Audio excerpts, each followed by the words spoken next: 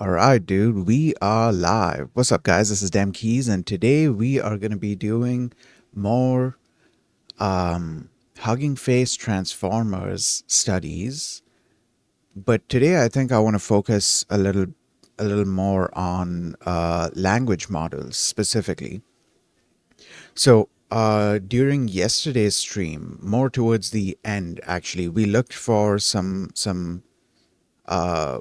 models because I noticed a specific type of task called visual question and answering, right? So I looked into that task and I looked into all the models that were made for that specific kind of task. And something that caught my attention was uh, a couple of models that could take in images of charts and graphs and stuff like that and essentially answer questions about them.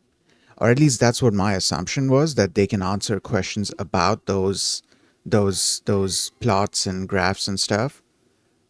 So yeah, I started doing more research on that. Unfortunately, yesterday I had to end the stream shortly after starting doing that because it was time for me to end basically at that time.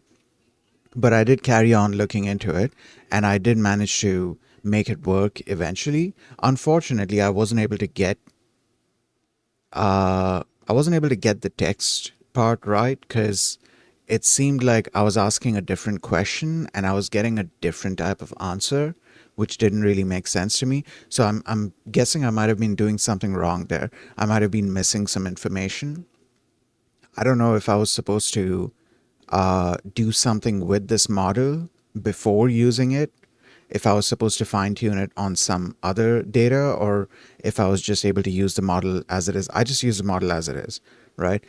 Either way, that got me looking into just LLMs in general, just language models in general. And so then I started looking in the text generation task. Hold on, let me show you. Let me just open up this page. Things might be a tiny bit slow because I haven't touched this browser, this specific instance of the browser, since yesterday night, I think, or today morning. I don't know. So, under text generation, there's a bunch of models available, right? Of course, we have Llama as well, but then Llama has certain complications because of which I wasn't able to directly use Llama. And because of those complications, I also didn't want to use Llama because I didn't want to have to do the whole whatever setup you have to do. Because with Llama, the thing is, it's open source, but then you have to like fill out a form, and then there's a couple of steps there, and then you get access to the weights, and then trying to access it through Hugging Face, it gives you an error. Like if you haven't done any, like, if you're not registered with them, or you haven't logged in or anything, which I'm not even sure where exactly I'm supposed to be logged in, but it gives that error that, yeah, you're not logged in. This is a private repo, and so and so, so and so, so and so. So there would be a bit of a setup required before I'm able to use Llama. So I kept that to the side for a little bit, and then I tried to look into NVIDIA's latest thing, Nemotron, because I'd been hearing a lot about this on Twitter as well. So I was like, okay, let's check it out. It didn't occur to me that because this is a 70 billion parameter model, maybe the weights might be big, or the model itself might be big. I think it was the weights mainly. So what ended up happening was, like, it started downloading, right? Initially it didn't register with me exactly how big the download was. But then when I paid attention to what was being shown in like the console and in the output, it said it was downloading 1 out of 30, and that one was 4.5 GB, around 4.5 GB. And then it finished that, and then it started downloading the next one, which was 4.5 GB, and then the next one, which was 4.5 GB. So I just made an assumption. I don't know if it was true or not, but I just made an assumption that a bunch of the other downloads would also be. It was basically 30 chunks. Like the entire download was divided into 30 chunks, and I was downloading each of those chunks individually, and each chunk was like 4.5 GB. So I was like, dude, maybe let's not do this. Let's go for a smaller model. So then I went looking for smaller models, and fortunately, I found a bunch, including a bunch from Hugging Face themselves, or well, a team at a community.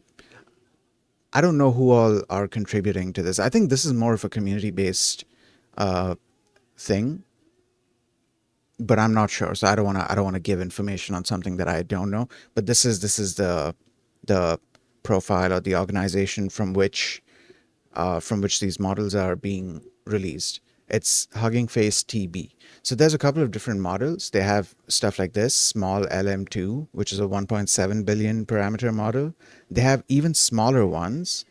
This is also 1.7 billion. Oh, I also learned that. So I used to notice that the models they would sometimes have instruct or code or maybe something else in their name, and at the time it didn't quite register exactly what that meant.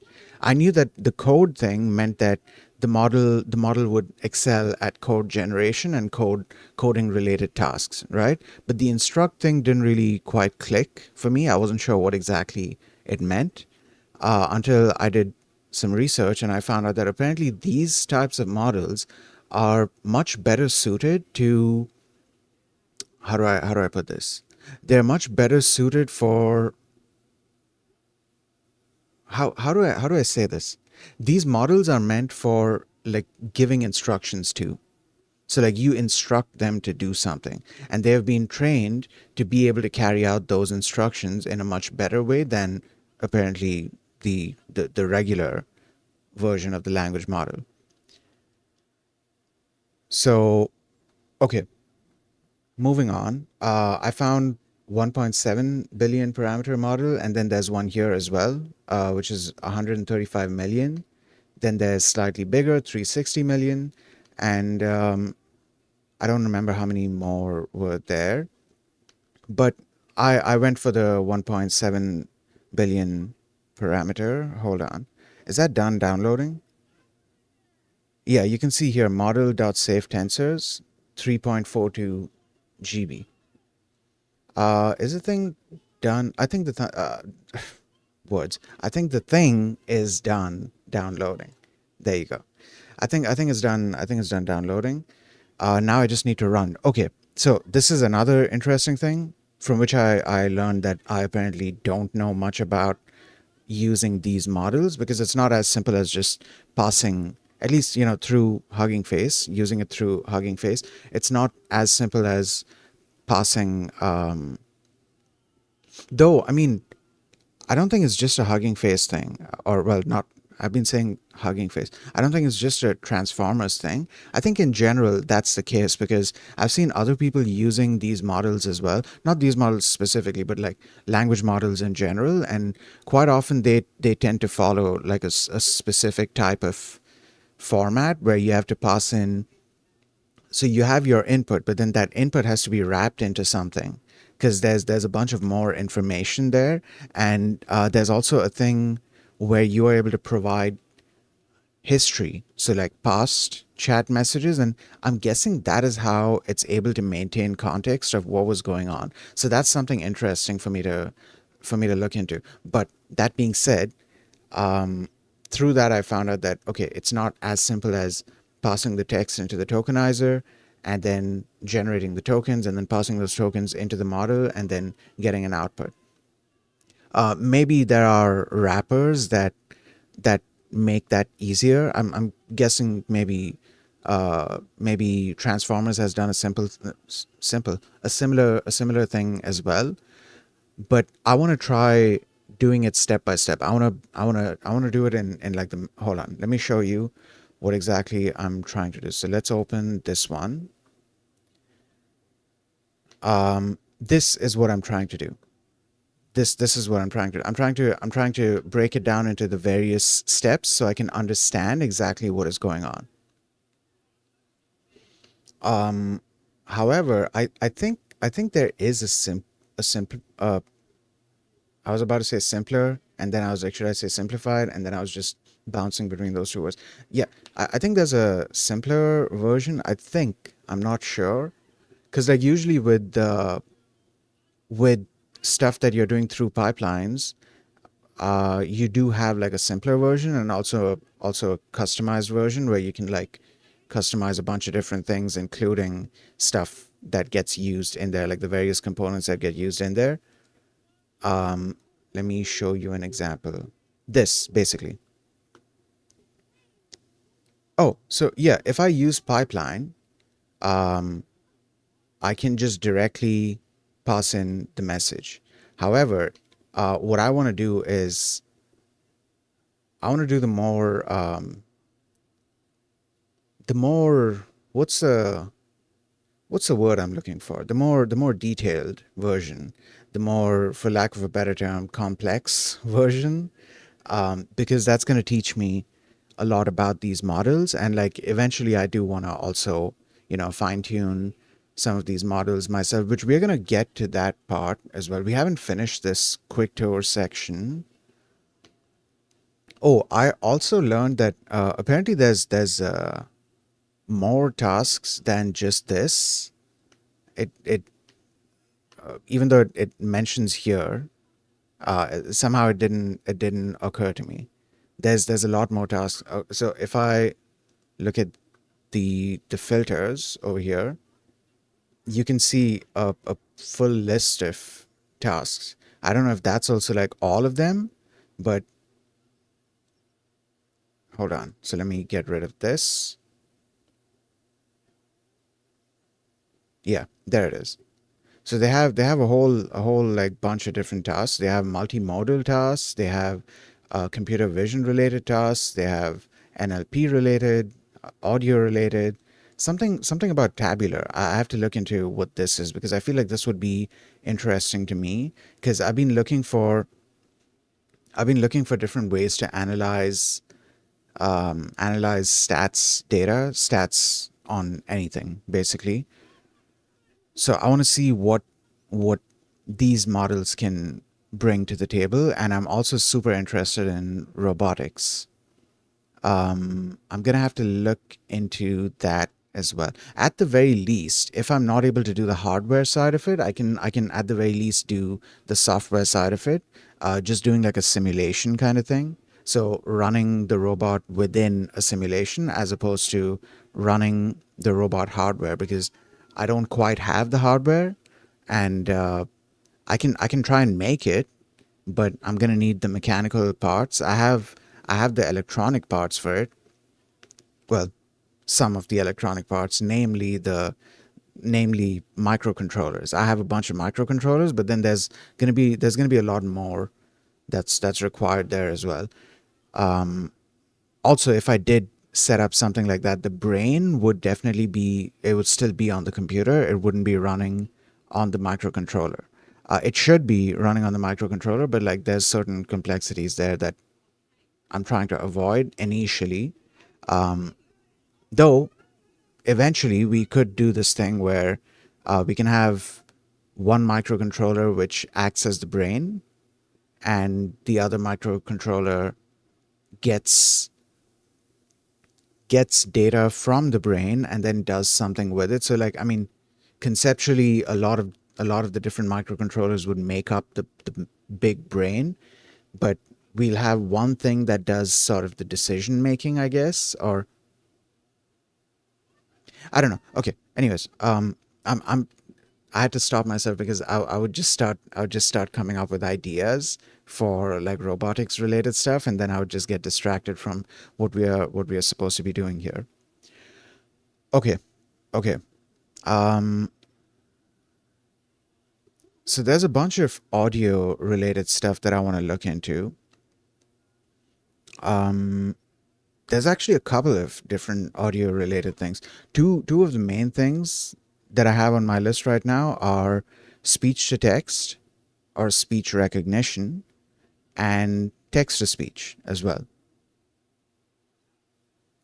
And something I want to try doing is I have to see to what extent this is possible, but I want to try fine tuning the model to better recognize my voice, my accent, my way of speaking, my way of forming sentences and stuff like that. My speech pattern essentially. I wanna try and fine tune the model on my own speech pattern. The issue is fine tuning usually requires a data set, right? So I'm going to have to prepare the data set myself. I don't have a problem with preparing the data set. I just don't know how big the fine tuning data set is supposed to be. Though, yeah, I do want to eventually get to the point where I'm able to fine tune the model myself, or fine tune the model on myself, basically. Then I would be able to do. Actually, I would need to do that for both text to speech and speech to text because I want them to be able to more accurately recognize what I'm saying, as opposed to generalizing based on, the thousands of different accents, the thousands of different vocabularies that people have, thousands of different speech patterns that people have. I want it to be fine tuned specifically on me. Fortunately, Hugging Face does have a thing for fine tuning where they teach you fine tuning. I haven't gotten to that part yet. Uh, still a couple chapters away. There's quite a bit to learn here. So I need to like pick one thing and sort of try and do whatever I can with that. Pick one task. I mean, and do whatever I can with that. Here it is, fine tuning a pre-trained model. So in terms of, dude, you know what else I want to do? I want to try running. I want to try running smaller versions of these models so that I'm able to run them on my own hardware. And what was I saying? Yeah, I want to try running smaller versions of these models on my own so that I can run it on my own hardware and then fine tuning those models, those smaller versions, to see how well they perform. Because like the bigger models, they are also they well, I don't want to say all of them, but like many of them tend to be multilingual. So I'm guessing if I remove the need for a bunch of other languages, I'm gonna end up with like a smaller model that I can easily run on my own hardware.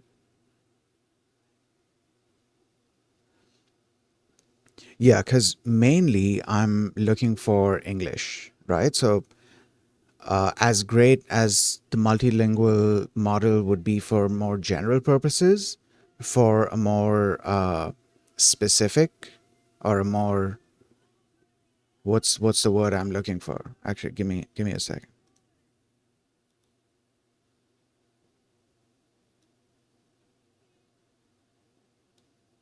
Okay, yeah, as great as the multilingual models would be for more general situations, for a more specialized or a more specific situation where it's just one person using the model, I think customizing it to my needs specifically is a much better idea.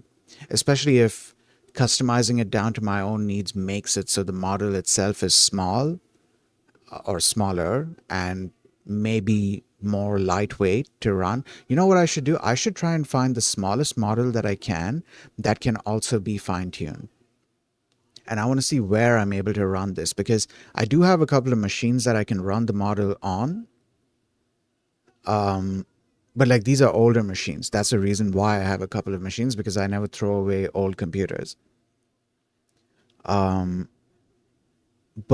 it needs to be small enough that or the model needs to be small enough and as or well, small enough and not so resource hungry enough. I don't know what I'm saying there. It needs to be small enough and also not so resource hungry to where I'm able to run it on these older machines. Something fun I wanted to try out at some point is I want to try running a bunch of these models on an ESP32, but that's going to be like way like in the future because there's a bunch of setup required around that, and that's not going to be through Hugging Face. At least I don't think so. Because a lot of the stuff there is being done using C++. Because like with C++, you're able to get much more out of the hardware as opposed to using Python or in the case of ESP32 MicroPython. And because there's C++ involved there, I'm gonna have to like I don't do ESP32 stuff with C++. I do it with MicroPython. So there would be a bit of learning that I have to do there. But like once I set the thing up, I do wanna test the capabilities of ESP32s to run various models. Though I don't know if they're going to be able to run language models. I had other models in mind, not necessarily language models, because language models tend to be massive. Hence the term large language models. The data for the models alone, or not, well, the weights for the models alone wouldn't fit on the ESP32. So I would already have an issue there. So I'm not trying to do it with language models specifically, but like I want to try with smaller models for more specific things. Okay. Enough with planning what I want to do in the future. For now, we need to. So I okay, we can test out how quick this is. So wait, where is how do I get rid of this? Right. So we have this. We can open up this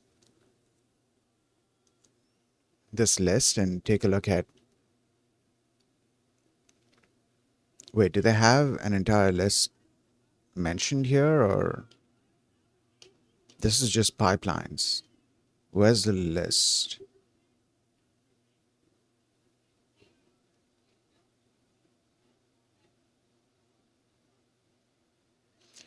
There are two categories of pipeline abstractions to be aware about. The pipeline, which is the most powerful object encapsulating all other pipelines, and task-specific pipelines are available for audio, computer vision, NLP, and multimodal tasks. Okay.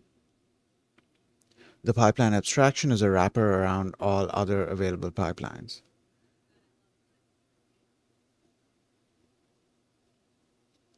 It is instantiated as any other pipeline, but can provide additional quality of life. A simple call on one item. Okay, if you want to use a specific model from the hub, you can ignore the task if the model on the hub already defines it. Okay. To call a pipeline on many items, you can call it like, okay, so we pass it in as a list. Okay. To iterate over full data sets, it is recommended to use a data set directly. This means you don't need to allocate the whole data set at once, nor do you need to do batching yourself. This should work just as fast as custom loops on GPU. If it doesn't, don't hesitate to create an issue.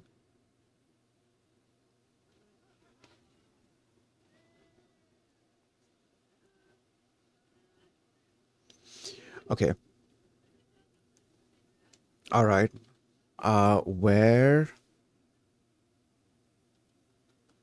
Where's the list? So I was looking for, where are we? We are in pipelines, right? Is that like further?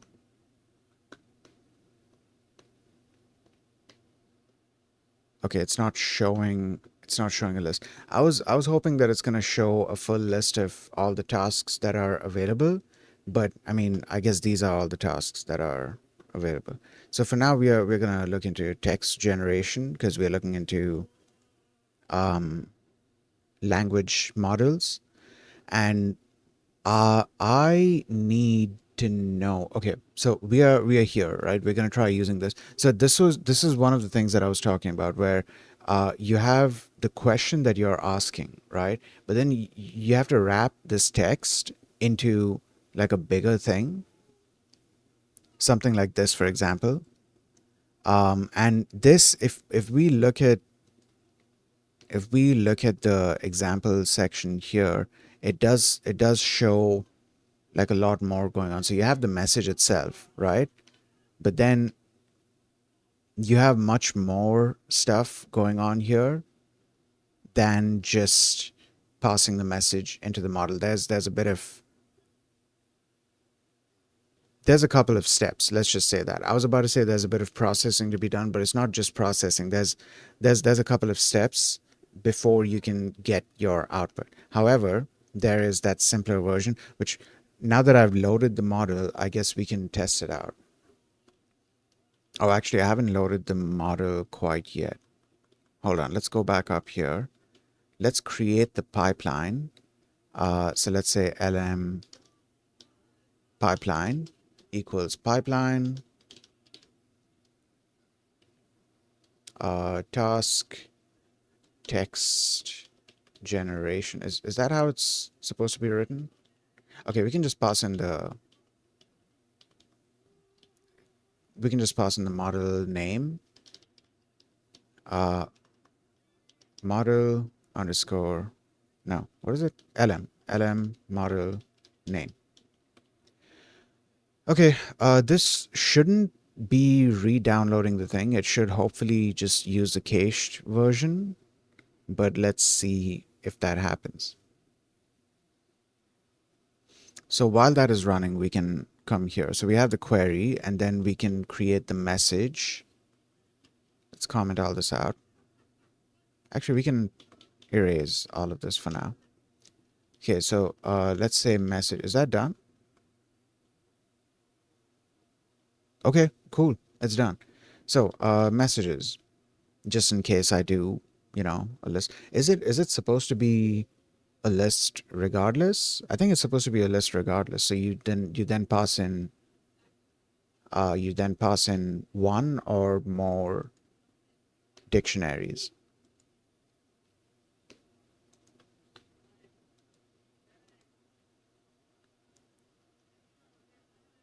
Dude, I love that it's this simple. So like you can do more custom work with it as well, but if you just want to use the model, there's this very simple high level version where you can you can create the pipeline object, specify the model, and then just pass in the input very easily, and transformers basically handles the rest for you. This was one of the many things I liked about transformers initially. It's basically how accessible it makes these models, to where you don't need to worry too much about how the model works and what the specific steps are that you have to take in order to make the model run. Of course, if you're trying to do more custom stuff, then yes, you would have to learn how this entire thing works behind the scenes. But if you're just trying to if you're just trying to do the high level stuff, then you have an option here. You don't have to write your own wrapper around the thing. The library provides it for you. So, okay, we need role and we need content. I need to look into I need to open up a tutorial section where they teach about this. Would that be under NLP courses? Or well, the one NLP course. So we have natural language processing and we have generation. There's also prompting. LLM prompting guide. Okay. Oh, also, real quick, there's gonna be um yeah, there's gonna be an ad playing in like 40 seconds. So what I'm gonna do is I'm gonna start the ad break right now, just so I don't end up missing the timer, and then I have to wait for the ad to start. So I'm gonna start the ad break right now, and I'll see you guys in 30 seconds.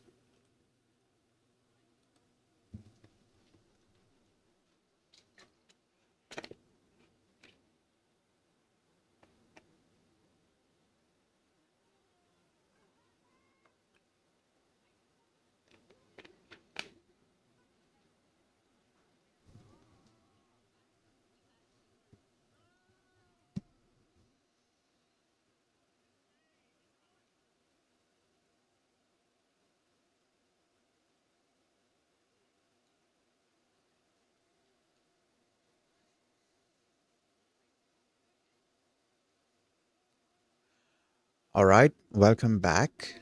So I need to see in these guides where it goes into. I think it probably might just come under NLP.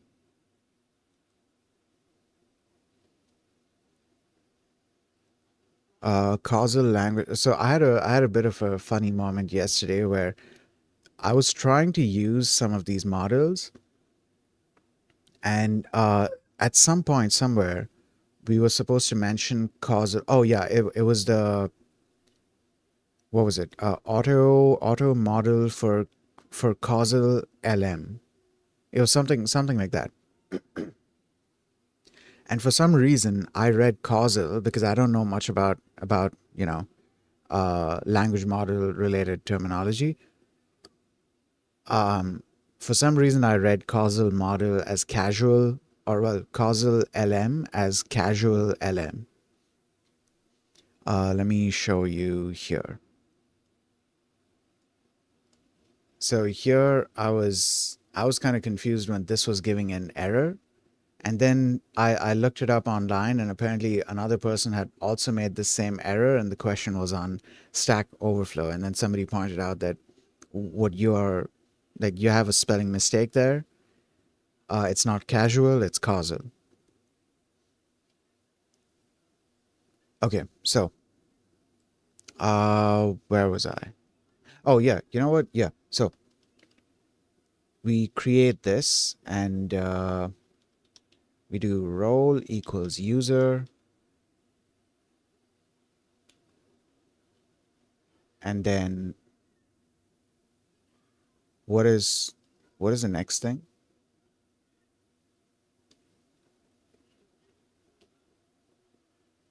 Oh wait,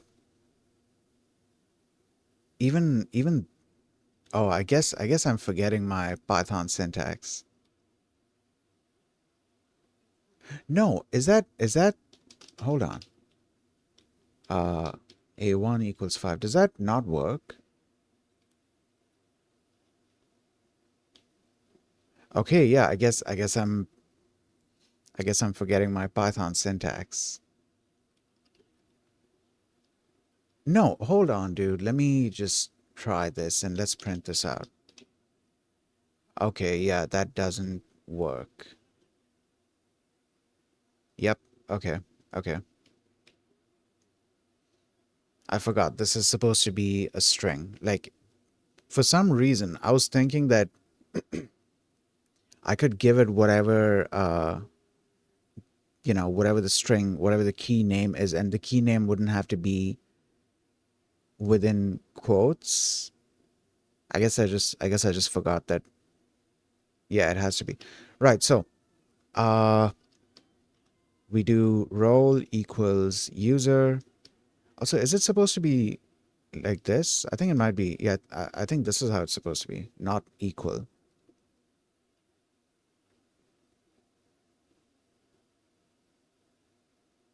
Dude, wait a second. No, no, no. Hold up. I just read this. It's pointing towards the equal sign. So would that still have worked? Hold on. Hold on.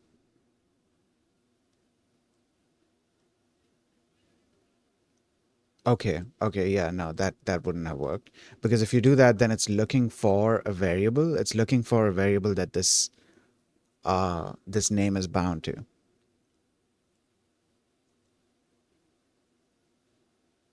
Okay, okay, yeah, now I get it.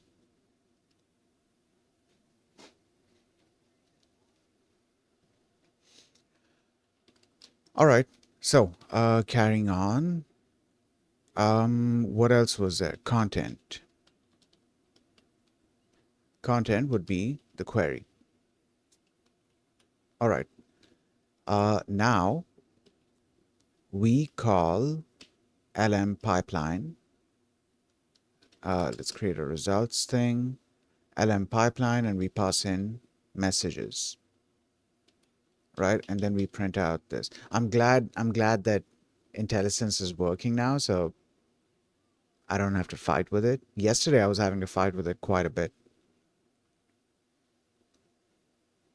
All right, there seems to be an error. Input length of input IDs is 32, no, is 33, but max length is set to 20. This can lead to unexpected behavior. You should consider increasing max length, or better yet, setting max new tokens. Okay. Should I set that in? Where should I set that? When calling the pipeline? Hold on.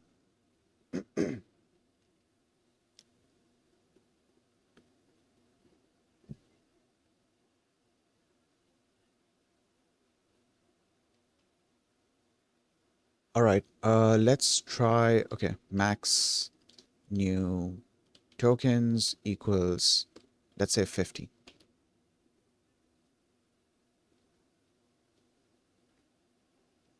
The output will be same as so and so. Oh shit, there it is. Yeah.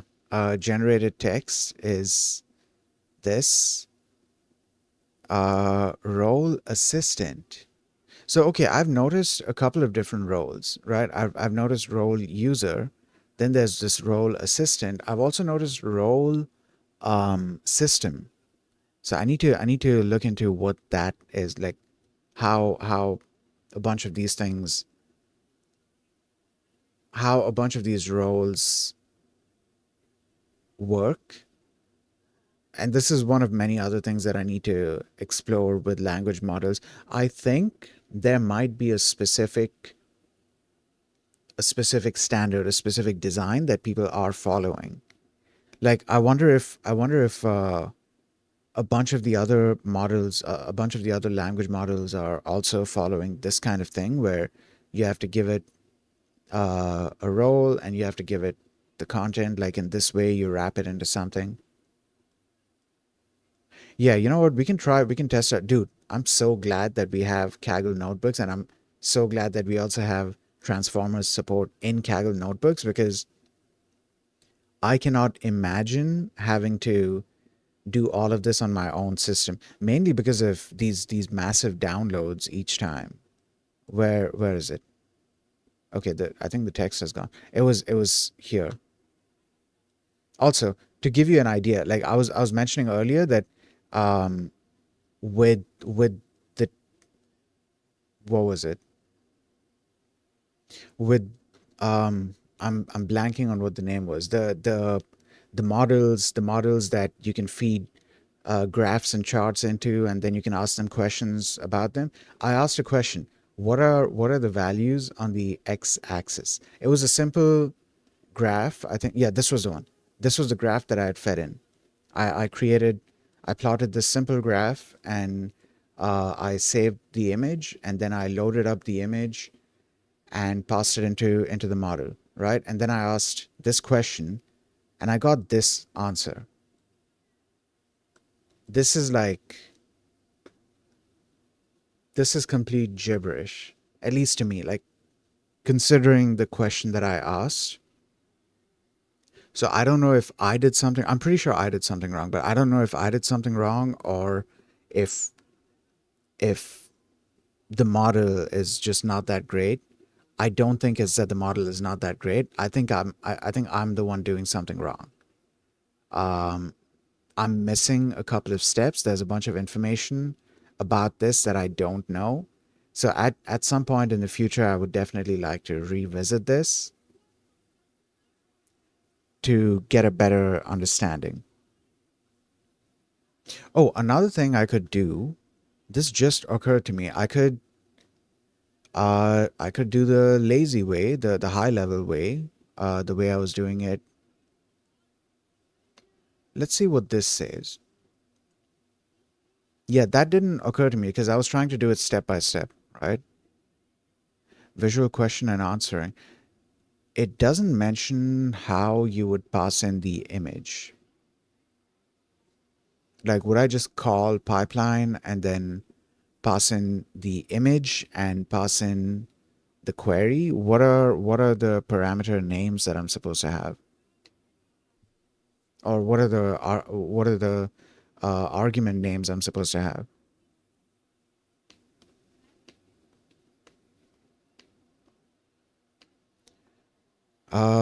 Using the model, so and so, so and so, so and so. Okay, okay. Have they given the high level method?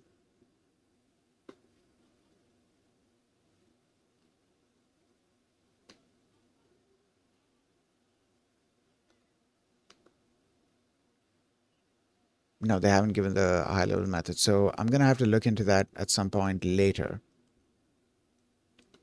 Oh, also, I was looking into this, right? Okay, so let's say,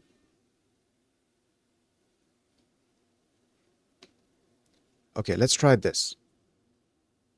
Causal language modeling. There are two types of language modeling, causal and masked. This guide illustrates causal language modeling. Causal language models are frequently used for text generation. Okay, you can use these models for creative applications like choosing your own text adventure or an intelligent coding assistant like Copilot or Code Parrot.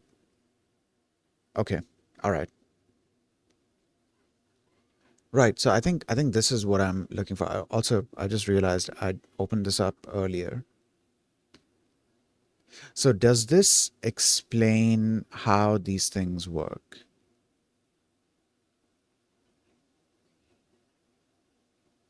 I think it explains it. Yeah, yeah. I think I think if I go through this, then we are gonna get a better idea. I like that there's guides on a bunch of different things here, so you can pick like your specific area of interest, and then you can go ahead from there. Though I do want to go like down to the lower level. I wanna get a better idea of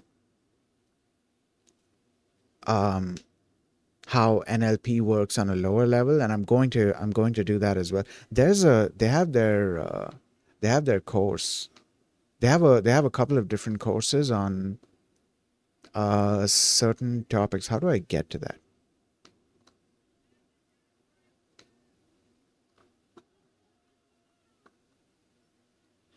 Okay, let's open this.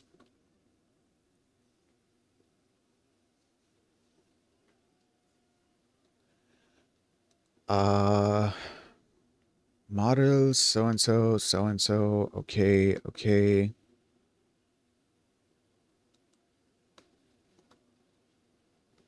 Transformers. Okay, let's take a look at all docs.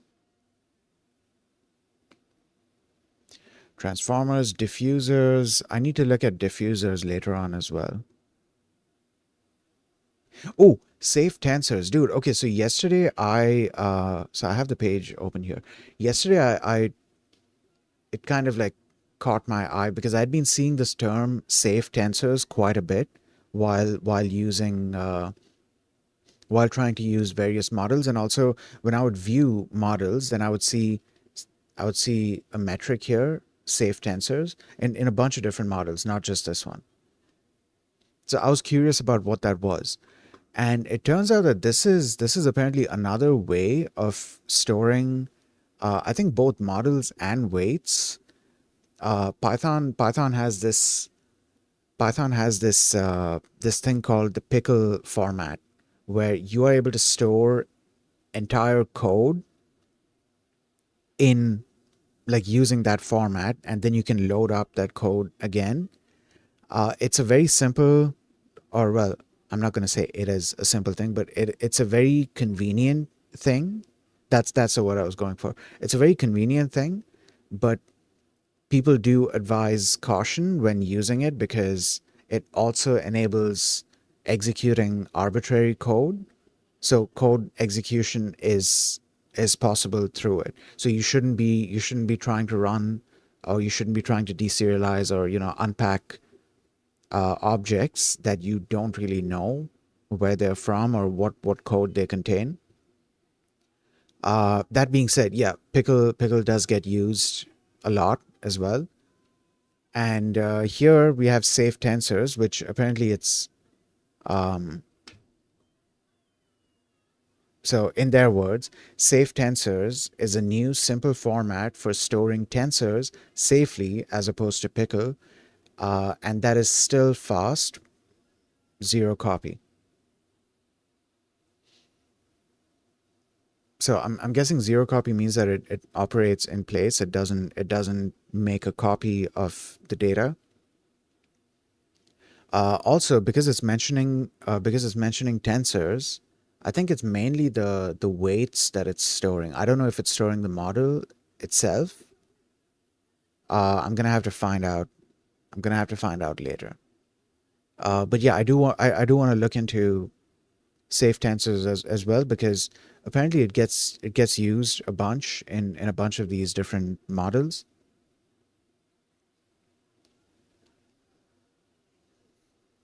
Where was I? What was I doing? Yes, I think I was looking for the course. So we have the NLP course. Let's just look that up. This opened up a model. That is not what I was looking for. All right. Let's see if this can help. No, this is tokenizers.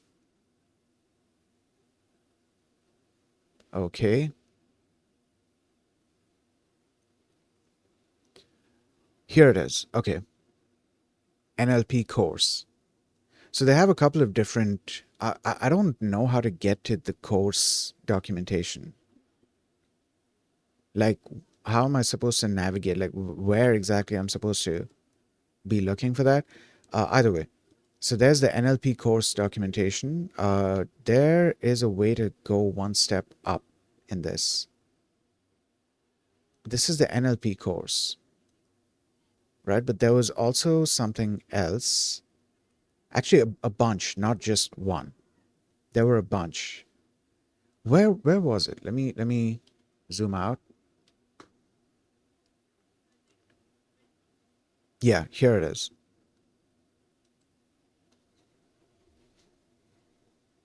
So this is apparently under learn, which I also cannot see here. Where's learn? Okay, all right. So they have a couple of different things here, like for different, I guess, fields, different activities. They have the NLP course, deep reinforcement learning, computer vision, audio. I'm interested in what this is, the open source AI cookbook. Then ML for games, diffusion. I'm interested in that as well because I wanna learn all about diffusion models. And then there's ML for 3D, which I'm also interested in. By the way, I'm interested in ML dude. Okay, so I'm interested in a bunch of these things, but for the time being, I need to focus on. Dude, there's so much to explore. There's so much to study. So much to learn. Holy shit. Okay. Uh, right. So I am gonna need to maybe bookmark this or something so that I can remember it. And if we are going to be, dude, so I need to finish off this. I feel like I need to finish off this quick tour section. Actually, no. Okay, so there's specific guides, right? I feel like I need,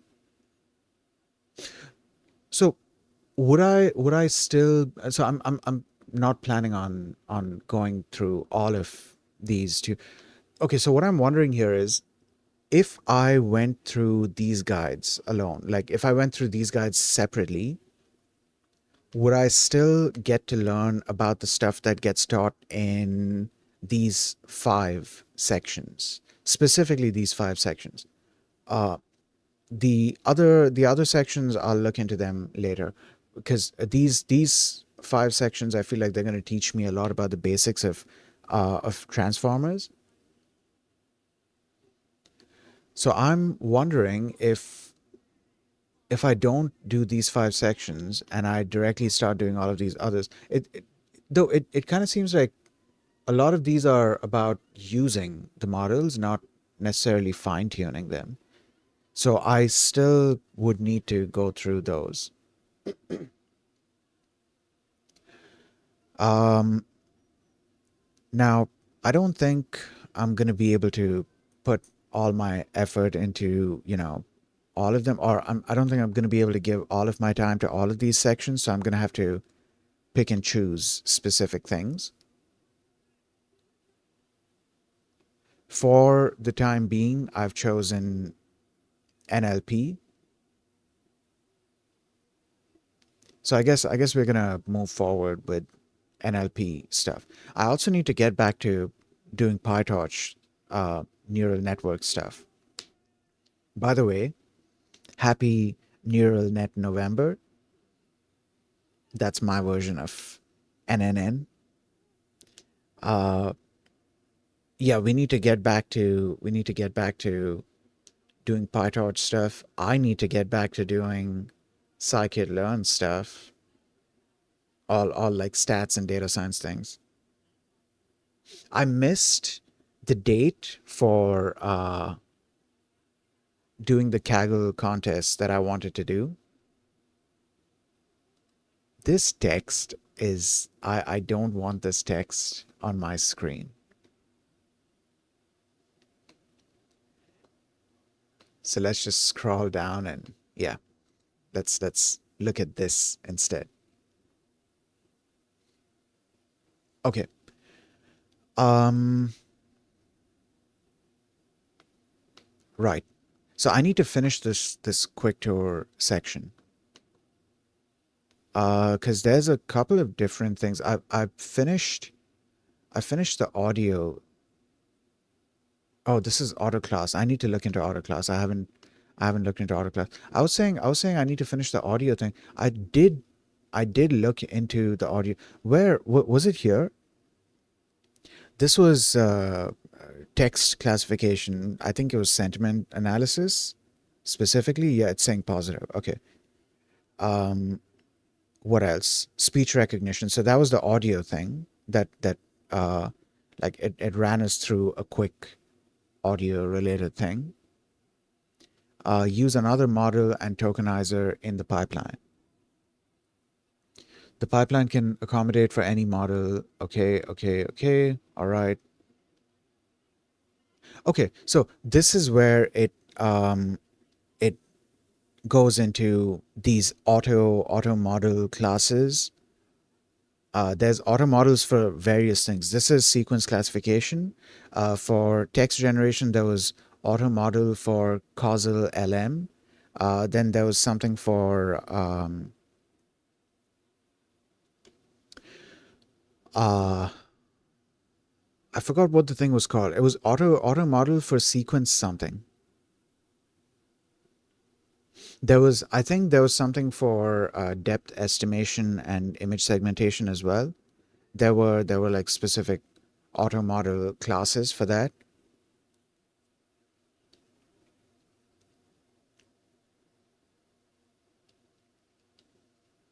Okay, so this goes into auto tokenizer. Then there's auto model. I want to go all the way down and see. Okay, so then there's saving a model. Okay, that's great. Um, Custom model builds. You can modify the model's configuration class to change how the model is built. The configuration specifies a model's attributes, such as the number of hidden layers and attention heads. You start from scratch when you initialize a model from a custom configuration class. For some reason, that made me stammer. Okay, um, the the model.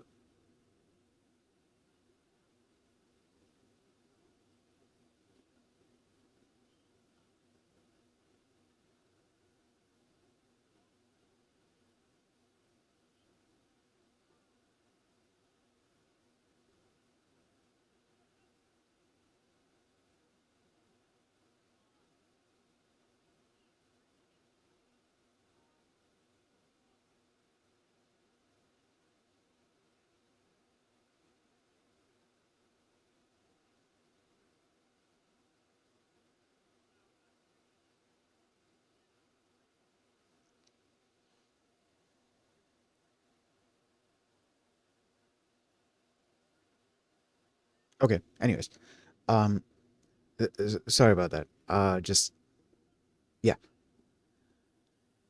where was I? Um, the model attributes are randomly initialized, and you'll need to train the model before you can use it to get meaningful results. Okay. Start by importing autoconfig and then load the pre-trained model you want to modify within so and so. You can specify the attribute you want to change, such as the number of attention heads. Okay.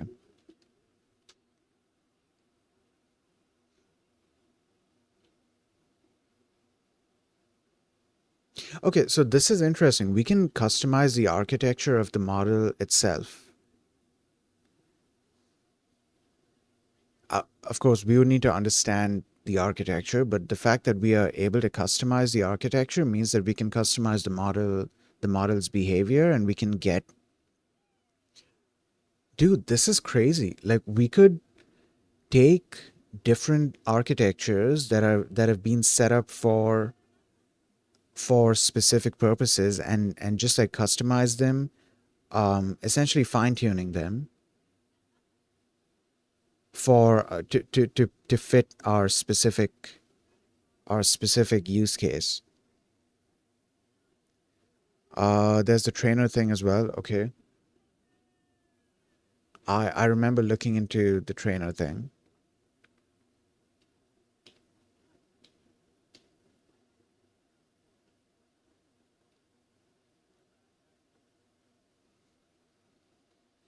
Okay, I don't need to look into training with TensorFlow. Okay, now that you've completed the Transformers quick tour, check out our guides.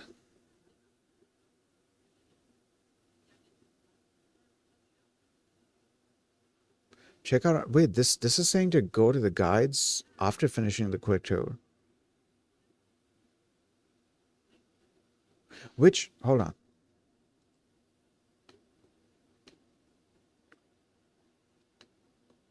So I do want to look into these because I feel like these, at the very least, these four, but I also want to look into this fifth one as well. These five, I feel like they're going to give me information that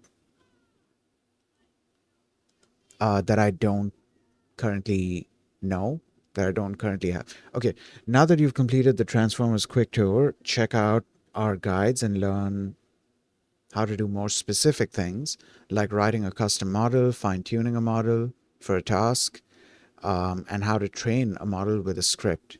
Oh, okay, yeah, it's going to the next few sections. If you're interested in learning more about Transformers core concepts, grab a cup of coffee and take a look at our conceptual guides. Where's the conceptual guides? So these are task guides, developer guides, quantization methods, performance and scalability. Conceptual guides. Okay.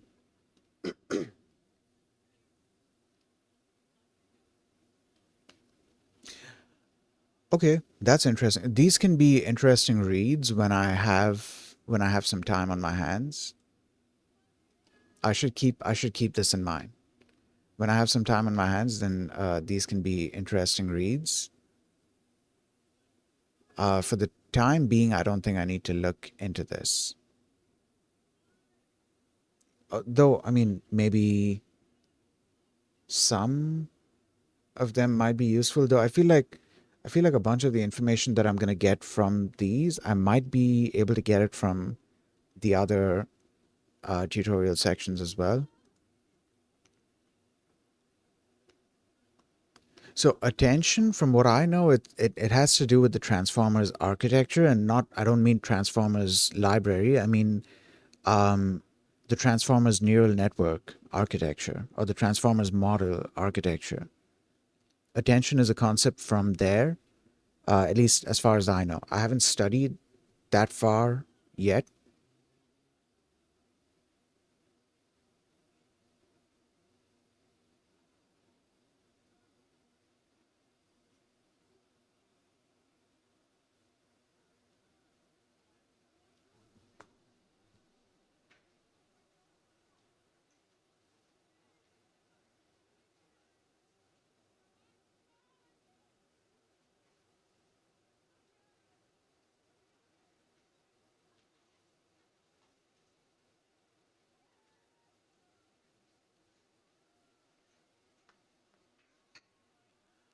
Okay, most transformer models use full attention in the sense that the attention matrix is square.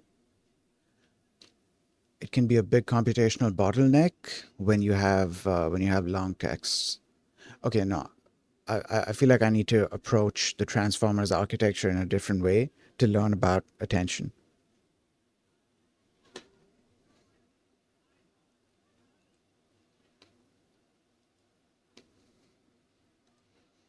Okay, so for now we need to finish this.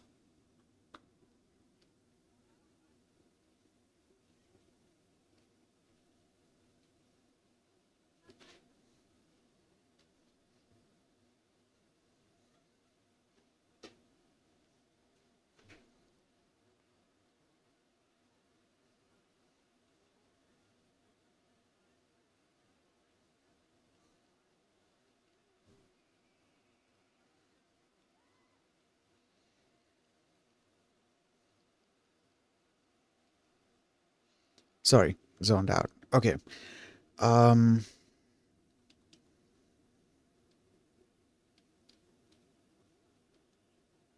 where should I begin from here?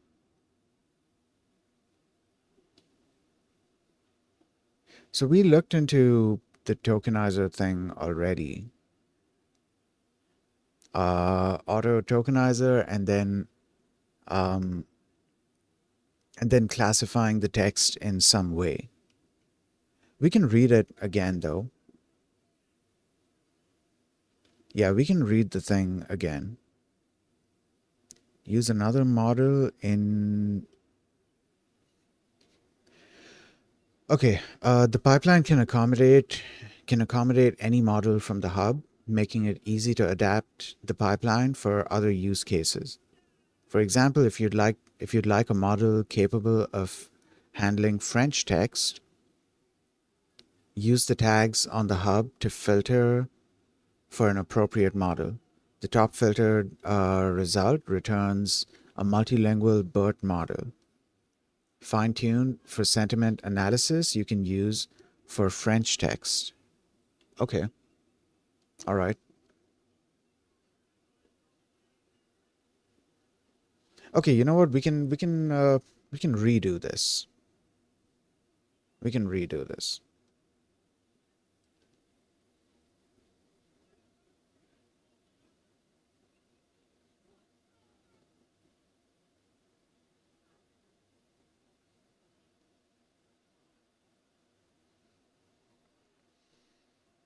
Okay, where were we? So there's sequence classification, there's tokenizer. I think I already have. all that I need.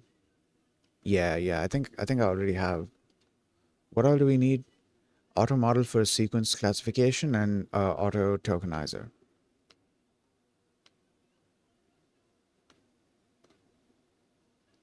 All right, so we get the model name, and I've done this before. That is kind of how I know how to do uh,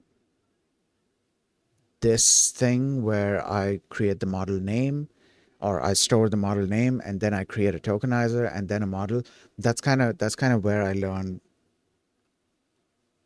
this from. Um, okay, we can start a new thing here.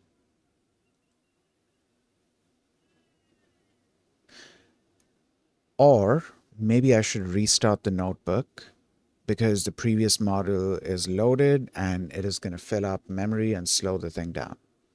So let's restart.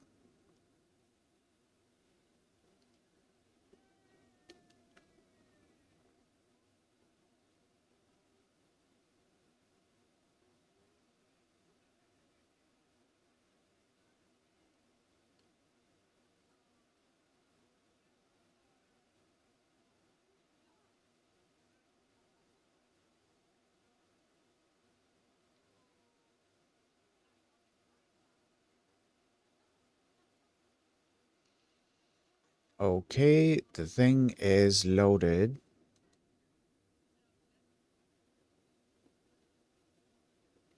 Why is this still full? How do I free that? Uh, what if we stop the session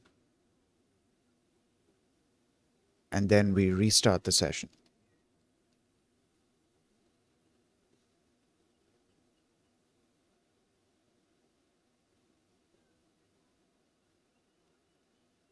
Okay, so maybe I didn't need to refresh. Maybe I just needed to stop the session. Let's see if stopping the session has done anything.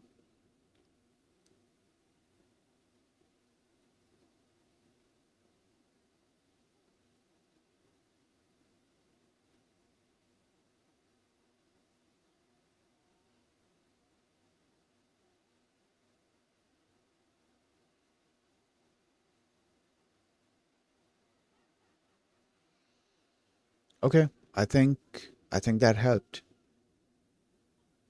You know what? Yeah, I think that helped.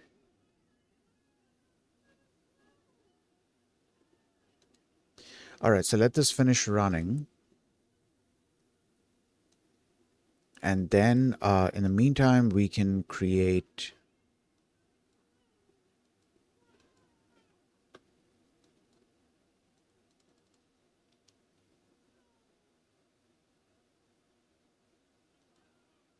There's this weird thing that happens with the UI sometimes where it won't show these buttons for some reason. And then I have to find a different way to create a cell, which in this case I just hit the A key and it creates a new cell, and then it starts showing all the buttons. Okay, so let's just say model name. I need to Okay, we're just using the BERT model. Okay, let's copy this, print it here. Uh, tokenizer. Is the thing done running? I think so. I think it's done. Yeah. Okay. Auto tokenizer. Okay, cool. Good. IntelliSense is working as well. Model equals model name. Wait, what? Model name. Then model equals auto model for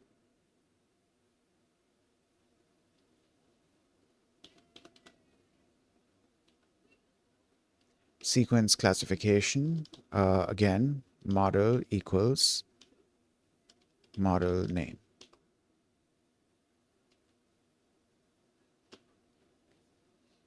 All right. So then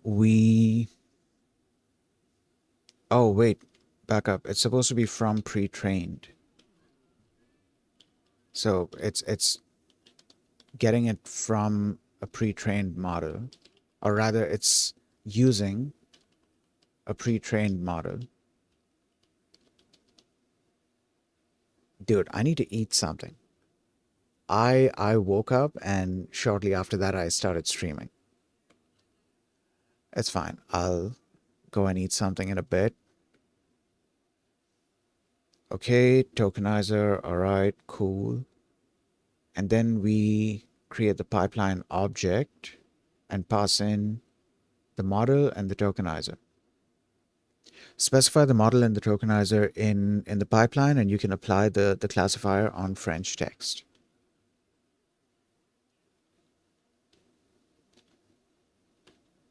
Okay, so let's say classifier. I had to skip back there to get a name suggestion because for some reason I wasn't able to think of a name. Okay, pipeline, task. What was it? Sentiment analysis. Yeah, sentiment analysis. Model equals model. Tokenizer equals tokenizer.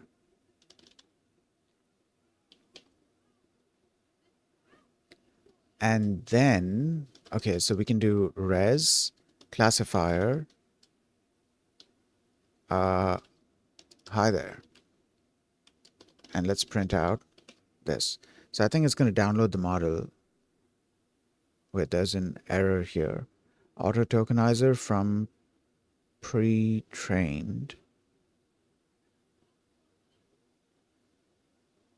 It's missing one required positional argument.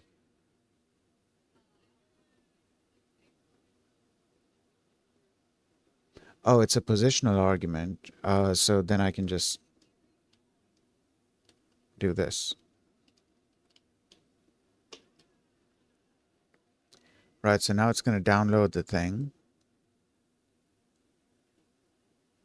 All right, cool. So there is our score.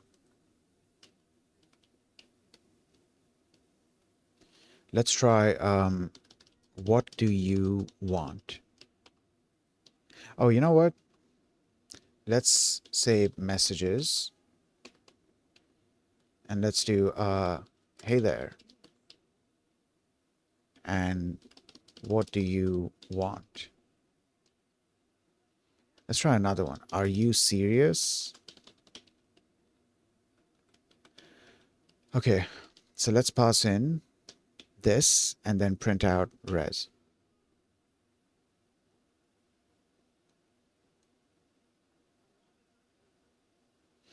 All right, so we got 5 stars, and then 1 star. So are you serious has a more, well, not so positive tone to it, I guess. Okay.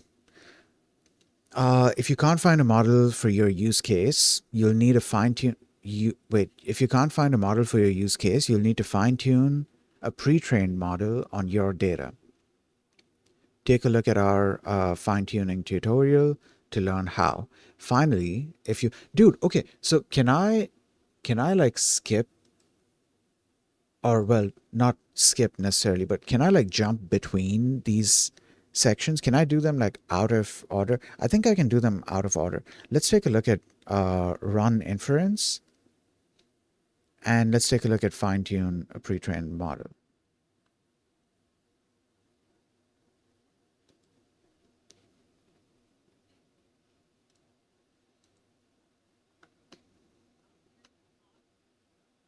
So pipelines for inference it's the basic thing. It's showing you how to use. That's pretty much what we are doing right now. Pipelines for inference, right? We are running inference on the model using the pipeline object that we created. I think this is going to go into more custom stuff, or it's going to go into more details about using pipelines. Okay, then fine-tuning a pre-trained model. Uh, all right, there are significant benefits to using a pre-trained model. It reduces computation cost, your carbon footprint, and I think I've read this before. In this tutorial, you will fine-tune a pre-trained model with the deep learning framework of your choice.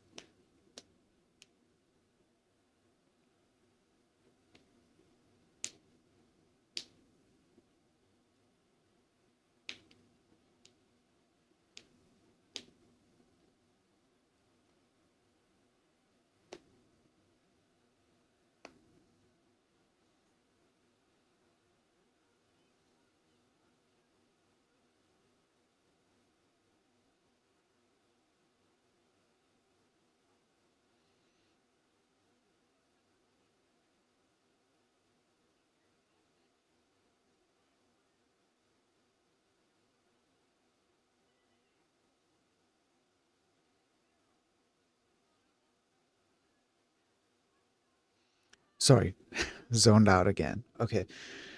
Um, where was I? Yeah. Fine-tuning a pre-trained model with Transformers Trainer, fine-tuning a pre-trained model using Keras or using PyTorch. I'm more okay. So I want to try using the trainer, but I'm also more interested in the PyTorch approach because I want to see to what extent I'm able to use this to fine tune other models when I start going deeper into doing like custom neural network stuff, or when I, well, get back to doing custom neural network stuff in PyTorch.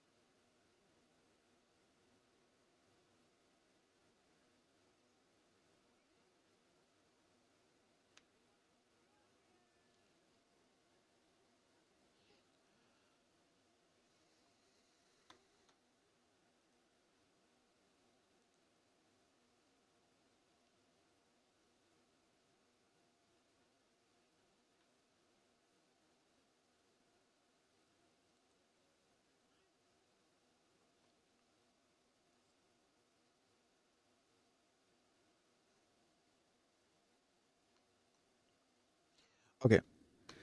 Um,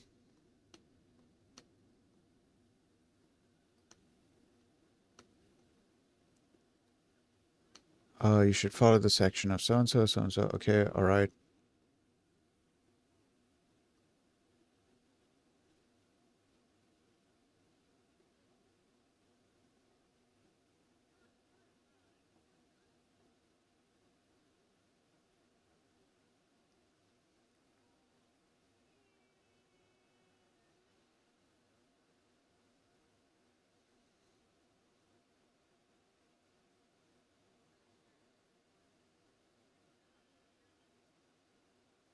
Oh, I should keep this in mind. I should definitely keep this in mind for when I want to do the other. I've been doing Python for a decade pretty much, and I rarely use the delete statement. I should incorporate that more into my thing because I don't usually have situations where I have to do that. Because Python does the garbage collection itself, but when you're dealing with massive amounts of data, it can be helpful to have a little bit of control over it. Uh, though I need to also look into to what extent this gives you control. In the sense, really how much would you be able to delete using this? Or I don't know how to say that. Like, could it be that certain types of variables would not get deleted? Certain types of variables would only be freed, or certain types of memory would only be freed through garbage collection, regardless whether you try to use a delete statement or not?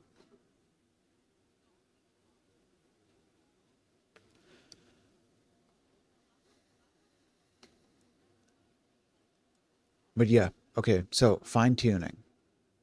Dude, man, I need to, I need to finish this section. You know what I'm thinking? What I'm thinking is I'll try to finish this entire section today, not necessarily on stream, off stream. And then in the next stream, we can take a look at either pipelines for inference or fine tuning a pre-trained model, or we can directly jump into either the NLP course. Wait, where's the NLP course? I think it's here. Yeah, we can either jump into the NLP course or do this language modeling, causal language modeling. But that being said, I really need to go and get something to eat. I wish I could continue streaming, but I need to end the stream. Uh, Maybe I might start up a stream again later. I'm not sure. I'll have to see what my situation is, and then I'll decide if I can stream. Though I will finish this quick tour section today, hopefully. And in the next stream, we should be doing one of these other things. Uh, yeah, yeah. So that's gonna be it for today's stream. I don't think I'm gonna raid anyone because I wanna go and heat up some of my food. So I don't think I'm gonna be sticking around after after the raid. So that's why I don't want to raid anyone. But yeah, that's gonna be it for today's stream. I hope you guys have a nice day, and I'll see you all next time. Peace.